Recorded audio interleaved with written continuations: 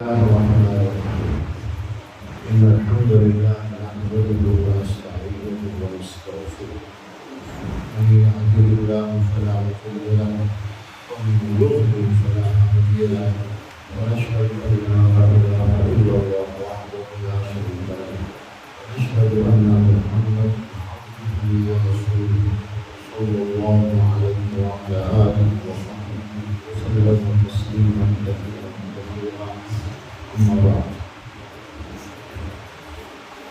رمضان رحمت کا مہینہ ہے۔ رحمت کے معنی مرسی، کرونا۔ اس مہینے کے اندر اللہ تبارک و تعالی کی طرف سے اس امت کے لیے بہت ہی رحمت ملتی ہے۔ شروع سے ہی، کیونکہ کل پرسوں جو حدیث ہم سنے ہیں کہ جب رمضان آتا ہے تو جنت کے دروازے کھول دیے جاتے ہیں۔ کسی روایت میں رحمت کے دروازے بھی آئے ہیں۔ جب رمضان آتا ہے تو رحمت کے دروازے کھول دیے جاتے ہیں۔ سب سے پہلی رحمت تو روزے فرض ہونے سے پہلے اللہ تبارک و تعالی نے اسی مہینے رمضان کے اندر اس امت کو اذان سے نوازا۔ مکے میں 13 سال تک اللہ کے نبی صحابہ اذان نہیں دیتے تھے مسجد میں آنے۔ مدینے میں آنے کے بعد پہلے ہی سال یہ بات شروع ہوئی، مشورہ ہونے لگا کہ لوگوں کو نماز کے لیے کیسے بلانا ہے، جمع کرنا ہے۔ پھر اللہ تبارک و تعالی نے حضرت عمر اور دوسرے ایک صحابی کو خواب کے اندر یہ سکھایا اذان، جو آج ہم کہتے ہیں۔ وہ آ کر اللہ کے نبی سے بولے اور اللہ کے نبی نے حضرت بلال سے کہا کہ یہی جو ہے اذان دو۔ اور وہ رمضان کا مہینہ تھا، 1 سال پہلے، ابھی روزے فرض نہیں ہوئے۔ لوگوں کو نماز کے لیے بلانے کا جو ایک بہترین طریقہ ہے، جو اس وقت سے لے کر آج تک جہاں بھی مسلمان بستے ہیں، جب بھی نماز کا ٹائم ہوتا ہے تو ہم اذان سنتے ہیں۔ یہ اللہ کی بڑی رحمت ہے۔ اور پھر جب روزے فرض ہوئے تو اس وقت جو روزے تھے پہلے جو انبیاء، جو دوسری امتیں روزے رکھتے تھے، ان میں یہ تھا کہ ایک بار آپ روزہ کھولیں، آپ نے افطاری کی یا کچھ کھایا نہیں کھایا، ایک بار اگر آپ سو گئے تو پھر آپ نہ کچھ کھا سکتے تھے، نہ اپنی ضرورت پوری کر سکتے تھے۔ اس سے پہلے کا جو روزہ تھا، شام کو روزہ کھولنے کے بعد اگر آپ کچھ کھاتے ہیں ٹھیک ہے، اس کے بعد اگر آپ سو گئے ایک بار تو پھر کچھ نہیں کھا سکتے تھے، یعنی سونے سے پہلے تک بھی آپ کھا بھی سکتے تھے۔ سحری وغیرہ نہیں تھا اس وقت۔ اگر کوئی جا کر روزہ کھول کر سو جائے 9 بجے 10 بجے تو اسے صبح کو پھر وہ سحری نہیں کر سکتا، اسے کنٹینیو کرنا پڑتا دوسرے دن شام کو روزہ کھولنے میں۔ اس میں بڑی دقت تھی، بڑا بھاری تھا۔ ایک صحابی رسول ہیں حضرت قیس رضی اللہ عنہ، انصاری ہیں، مدینے کے صحابی۔ وہ روزہ کھول کر آئے، گھر میں بیوی سے کہا کہ کچھ کھانے کے لیے ہے تو دے دو، میں نے افطار کر لیا ہے، میں روزہ کھول چکا ہوں۔ اور یہ حدیث بخاری شریف میں موجود ہے، 1915 نمبر ہے، 1915 حدیث کا نمبر ہے۔ تو بیوی نے کہا کہ گھر میں تو کچھ نہیں ہے، میں کہیں سے کچھ انتظام کرتی ہوں۔ تو کہیں آس پاس میں کہیں گئی ہوگی، وہ گئی، دن بھر کے تھکے ہوئے تھے، یہ سو گئے۔ وہ جب کچھ انتظام کر کے آئی، دیکھا کہ شوہر جو ہے وہ سو رہے ہیں، آگے تو نقصان میں رہ گیا، افسوس کی بات ہے، آپ کچھ کھا بھی نہیں سکتے۔ پھر صبح کو انہوں نے بغیر ایسے ہی روزہ رکھا، دوپہر ہو گئی، بھوک اور پیاس کی وجہ سے بے ہوش ہو۔ یہ بات اللہ کے نبی کو پہنچی، پھر یہ آیت نازل ہوئی، أحل لكم ليلة الصيام الرفث إلى نسائكم هن لباس لكم وأنتم لباس لهن علم الله أنكم كنتم تختانون أنفسكم۔ سورہ بقرہ کی یہ آیات ہے، اس میں اللہ نے اجازت دی، رحم کا معاملہ فرمایا اس امت کے ساتھ، آسانی سے نوازا کہ روزہ رکھنے کے بعد رات بھر کھانا پینا تمہارے لیے جائز ہے۔ الرفث الی نسائکم، اپنی بیویوں سے بھی مل سکتے ہو، کھا پی سکتے ہو، صبح فجر کے وقت تک، سحری کا جو آخری وقت ہوتا ہے اس وقت تک رات بھر کھا سکتے ہو، پی سکتے ہو۔ پہلے کتنا مشکل تھا، اس امت پر اللہ نے کتنا رحم کیا، اس رحمت کے طفیل سے آج ہم جو ہے رات میں آرام سے کھا سکتے ہیں۔ بلکہ اللہ کے نبی نے یہ فرمایا افطار جلدی کرو، یعنی روزہ کھولنے کا وقت ہو جائے تو آلس کرے جائے، جلدی سے افطار کرو، اور صبح سحری جو ہے اس میں لاسٹ ٹائم تک کرتے رہو، اخیر میں کرو۔ جلدی کھاؤ گے لمبا بھوکا رہنا پڑے گا، جتنا لیٹ میں کھاؤ گے اتنا ہی فائدہ ہوگا، طاقت رہے گی روزے پر۔ اس لیے جلدی افطار کرنا بھی سنت ہے، اخیر میں جا کر کے، آخر کا جو وقت ہے فجر کا وقت شروع ہونے سے پہلے، بلکہ اللہ کے نبی نے یہاں تک اجازت دی، اللہ نے رحم یہ فرمایا وقت ہو گیا ہے لیکن آپ کے ہاتھ میں کھانا ہے، آپ کے تھالے میں کھانا ہے تو جلدی سے اسے پورا کرو، یہاں تک اللہ نے رحمت کی۔ تو یہ رحمت کا مہینہ ہے، اللہ نے بہت ہی رحمت سے نوازا ہے۔ پھر مدینے میں جا کر اللہ کے نبی کو 8 سال ہوئے تھے، اس وقت تک مکہ مشرکین کے ہاتھ میں تھا، مکے میں مسلمان کھلا پھرنا بڑا مشکل تھا، اتنا ستاتے تھے، اتنا لوگوں کو جو ہے تکلیف پہنچاتے تھے کہ اللہ کے نبی نے ترس کھا کر رحم کے جذبے سے ان کو کہا کہ مکہ چھوڑ کر کہیں اور جاؤ۔ پہلے لوگ حبشہ گئے، پھر مدینے گئے، جو بھی مسلمان ہوتے وہ مکے سے مدینے چلے جاتے، یعنی مکہ مسلمانوں کے لیے بڑا مشکل تھا وہاں رہنا، جو بھی رہتا تھا اسے ستاتے تھے۔ اللہ نے ایسا رحم کیا، اسی مہینے میں، رمضان کا مہینہ، مدینے میں آ کر اللہ کے نبی کو 8 سال ہوئے تھے، اللہ نے اجازت دی کہ اب مکہ فتح کر۔ اللہ کے نبی 10,000 صحابہ کے ساتھ رمضان ہی کے مہینے میں نکلے مدینے سے مکہ، روزے کی حالت میں، بغیر جنگ کے۔ اللہ تبارک و تعالی مکہ حوالے کر دیا، گھبرا گئے مکے والے، اب چھوڑ کر آپ حوالے کر دیے، اور اللہ کے نبی مکے میں داخل ہوئے، کوئی جنگ نہیں ہوئی، کوئی نہیں۔ اللہ نے اپنی رحمت سے، اپنے فضل سے مکہ مسلمانوں کے حوالے کر دیا۔ اب وہ قیامت تک مسلمانوں کے لیے ایک مرکز، ایک سینٹر ہونا تھا۔ ہم نماز میں اس کی طرف رخ کرتے ہیں، قبلے کی طرف۔ یہ اللہ کی رحمت ہمارے ساتھ کب ہوئی؟ شروع میں اللہ کے نبی 2 سال پہلے انتقال سے، سن 8 ہجری، رمضان کا مہینہ اور 20واں روزہ تھا جب مسلمان مکے میں داخل ہوئے۔ یہ ایک اللہ کی رحمت ہے۔ اس امت کے ساتھ اللہ نے جو رحم کا معاملہ فرمایا بہت زیادہ، اسی لیے یہ مہینہ ہر مسلمان کے لیے رحمت کا مہینہ۔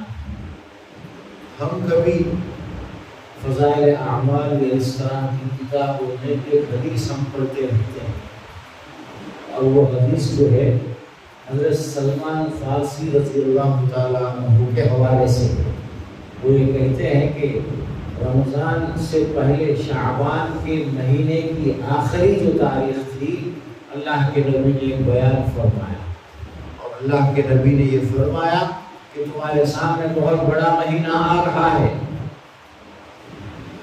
اس میں یہ بھی اللہ کے نبی نے فرمایا کہ اس مہینے کے پہلے جو 10 دن ہے وہ رحمت کے ہیں، اولہ رحمہ واوسطہ مغفرہ، پہلے 10 دن رحمت کے ہیں، دوسرے 10 دن مغفرت کے ہیں، تیسرے 10 دن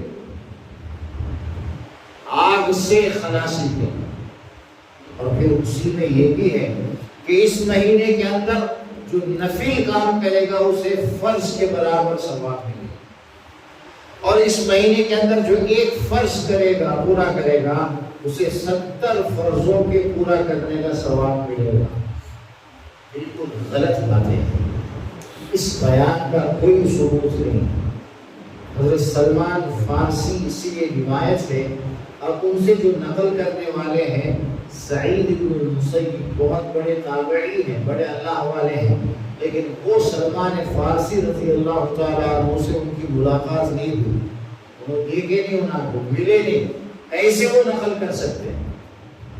پھر جبکہ اللہ تبارک و تعالیٰ اپنی رحمت پورے مہینے کے اندر رکھا ہوا ہے، کل پرسوں آپ نے حدیث میں سنا کہ رمضان کی ہر رات اللہ تبارک و تعالیٰ بہت سارے لوگوں کو دوزخ سے بچا کر جنت میں ڈالتا ہے، یعنی کہ بہت سارے لوگوں کی، روزہ رکھنے والوں کی جو رمضان میں محنت کرتے ہیں ان کی مغفرت ہر رات ہوتی ہے۔ تو آپ یہ کیسے کہہ سکتے ہیں کہ بیچ کے 10 دن میں مغفرت ہوتی ہے، اخیر کے 10 دن میں آگ سے اللہ بچاتا ہے، خلاصی ہے؟ اللہ تو صحیح حدیثوں میں، بخاری، مسلم، ترمذی، ان سب حدیثوں کے اندر یہ کھل کر بیان کیا جا رہا ہے کہ ہر رات اللہ معاف کرتا ہے، ہر رات اللہ مغفرت کرتا ہے، ہر دن افطار کے وقت مغفرت ہوتی ہے، اللہ دعائیں قبول کرتا ہے۔ پھر کوئی یہ کیسے کہہ سکتا ہے کہ پہلے 10 دن میں تو صرف رحمت ملتی ہے، دوسرے 10 دن میں مغفرت ہے؟ یہ کون ہے ڈیسائیڈ کرنے والا؟ یہ چونکہ صحیح احادیث کے اگینسٹ میں، اپوزٹ میں ہے، تو اس حدیث کا کوئی اعتبار نہیں ہے۔ آج کے بعد اس حدیث کو کبھی بیان نہیں کرنا کہ رمضان کا پہلا جو عشرہ ہے 10 دن وہ رحمت کا ہے، دوسرے 10 دن مغفرت کے ہیں، تیسرے 10 دن آگ سے خلاصی کے ہیں، بلکہ صحیح بات جو صحیح احادیث کی روشنی میں ہے، رمضان کا ایک ایک دن، ایک ایک رات، پہلے 10 دن بھی، بیچ کے 10 دن بھی، آخر کے 10 دن، سارے رحمت کے بھی ہیں، مغفرت کے بھی ہیں، آگ سے خلاصی کے بھی۔ دوسری بات جو اس حدیث میں بیان کی گئی، جو ہم اکثر بیان کرتے رہتے ہیں کہ رمضان کے مہینے میں ایک نفل کام کر تو اسے فرض کے برابر ثواب ملے گا، ایک دم اسلامی تعلیمات کے خلاف ہے۔ یہ ہو ہی نہیں سکتا ہے کہ ایک نفل کام کو فرض کے برابر ہو جائے، کبھی نہیں ہو سکتا۔ پورے رمضان میں فرائض کو چھوڑ کر نوافل کے آپ بھرپور کرو، لیکن دوسرے مہینے میں اگر کوئی ایک فرض آپ چھوڑیں گے، یہ اس کا بدلہ کبھی نہیں ہو سکتا ہے۔ فرض فرض ہے اور نفل نفل ہے۔ کسی بھی مہینے میں کسی ایک دن کی ایک نماز پورے رمضان میں نفل عبادتوں سے بہتر ہے، اس کا مقابلہ ہو ہی نہیں سکتا۔ ایک فرض چھوٹ جائے، جیسے حدیث میں آیا ہے نا کہ رمضان کا ایک روزہ چھوٹ جائے اور آدمی ساری زندگی روزہ رکھ کر اس کا برابر ہونا چاہے، نہیں ہو سکتا۔ جو ٹائم نکل گیا نکل گیا۔ فرائض کسی بھی مہینے کے ہوں، فرض جو ہے، فرض نمازیں کسی بھی مہینے میں ان کا کوئی مقابلہ نہیں ہو سکتا۔ اسی طرح اس مہینے کے اندر ایک فرض کا ثواب 70 کے برابر کون بتائے گا، کون ڈیسائیڈ کرے گا؟ اللہ تبارک و تعالیٰ اور اللہ کے نبی تو یہ کہتے ہیں، ایک نیکی اگر آپ اچھی نیت سے کرتے ہیں 10 سے لے کر 700 تک اور اس سے بھی زیادہ، واللہ یضاعف لمن یشاء۔ اگر آپ کی نیت بہت اچھی ہے تو آپ ایک کا ثواب لاکھوں مل سکتا ہے، کروڑوں مل سکتا ہے، کوئی گنتی نہیں۔ اللہ نے کوئی فکس یہ نہیں بتایا کہ اتنا گنا زیادہ ملے۔ آدمی جتنی اچھی نیت سے کوئی کام کرے گا اس کا بہت زیادہ ثواب ہوگا۔ اللہ نے اسی لیے حدیث قدسی ہے نا، اللہ نے فرمایا کہ رمضان کے روزے بندہ میرے لیے رکھتا ہے، اس کا بدلہ میں ہی اس کو دوں گا۔ کچھ فرشتوں کو بھی نہیں معلوم کہ کیا ملنے والا ہے۔ جب ایک روزے دار اللہ کے پاس پہنچتا ہے تب اسے پتہ چلے گا کہ اس کے روزے کا ثواب اللہ اسے کیا دینے والا ہے۔ کوئی دوسرا کیسے کہہ سکتا ہے کہ 60-70 ملیں گے؟ صحیح نہیں، یہ حدیث بالکل لغو ہے۔ امام ابن خزیمہ نے اس کو نقل کیا ہے، حدیث کی جو کتاب ہے ابن خزیمہ کے نام سے، اس میں یہ حدیث ہے، اور انہوں نے اس حدیث کو روایت کرتے ہوئے یہ بھی لکھا وَلَوْ صَحَّ، مجھے کنفرم نہیں ہے کہ یہ صحیح ہے، اگر یہ صحیح ہے تو پھر یہ ہے۔ اسی سے سارے لوگ نقل کرتے چلے آئے ہیں، کچھ بھی ملے، کہیں سے بھی ملے، بس پبلک کو گمراہ کرنا ہے، پبلک کے سامنے ادھر ادھر کی باتیں لانا ہے۔ اب کسی کو آپ بتا دو کہ بھائی نفل کا ثواب فرض سے برابر ہے تو وہ زیادہ نفل پڑھ لے گا، دوسرے مہینوں میں وہ سوچے گا فرائض پورے کرنے کی کیا ضرورت ہے، رمضان آئے گا تو میں اپنے سنتہ نفلہ پڑھ کو پورے 11 مہینے کا جو ہے وہ پورا کر لوں۔ بالکل غلط ہے، غلط چیزوں کی طرف لوگوں کو آپ جو ہے دعوت دے رہے ہیں۔ کسی بھی مہینے کا ایک فرض، ایک نماز چھوڑیں گے، آپ تڑپیں گے، پورے رمضان میں محنت کریں گے تو اس کا بدلہ نہیں ہو سکتا۔ فرض اتنا عظیم ہے، اللہ کا حکم ہے، اسے تو ہر حال میں پورا کرنا ہے۔ جس مہینے کے جو فرائض ہیں، جس دن کے جو فرائض ہیں، ہمیشہ دن میں 5 وقت کی نماز فرض ہے، یہ آپ کو برس کے 12 مہینے اس فرض کو ادا کرنا ہی ہے۔ اس میں اگر کچھ کوتاہی ہوگی، کچھ کمی ہوگی، کچھ مائنس ہوگا تو آپ اللہ سے توبہ کریں گے، رمضان کے نفلوں سے اس کو پورا نہیں کیا جا سکتا۔ اتنا اچھی طرح سے آپ کو سمجھ لینا چاہیے۔ پھر یہ مہینہ رحم کا مہینہ ہے، اللہ کی رحمت ہی تو ہے کہ آپ دیکھ رہے ہیں کہ مسجدیں بھر جاتی ہیں، یہ اتنا آسان تو نہیں۔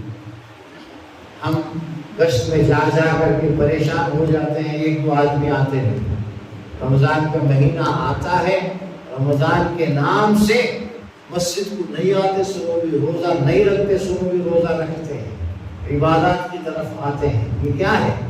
اس مہینے کی برکت ہے، اللہ کی رحمت ہے جو اللہ نے اس مہینے میں رکھا ہے۔ لوگوں کے دل خود نیکیوں کی طرف، اچھے کاموں کی طرف آگے بڑھتے ہیں، تو یہ مہینہ رحمت کا ہے۔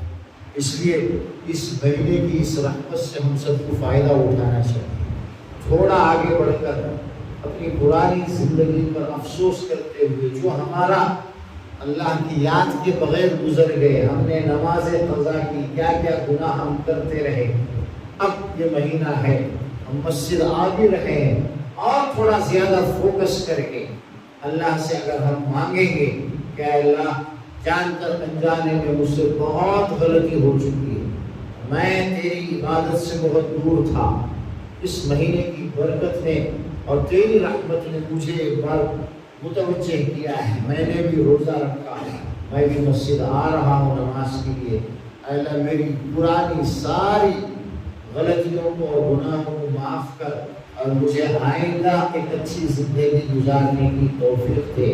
اگر ہم اس طرح سے فوکس کے ساتھ اس مہینے میں عبادت کریں گے تو بہت اچھا موقع ہے، چانس ہے کہ اللہ تبارک و تعالیٰ ہمارا نام بھی ان لوگوں میں شامل کر دے جن کی اس مہینے میں مغفرت ہوتی ہے، جن کو اللہ دوزخ سے بچاتا ہے اور جنت کی نعمتیں اسے مل سکتی۔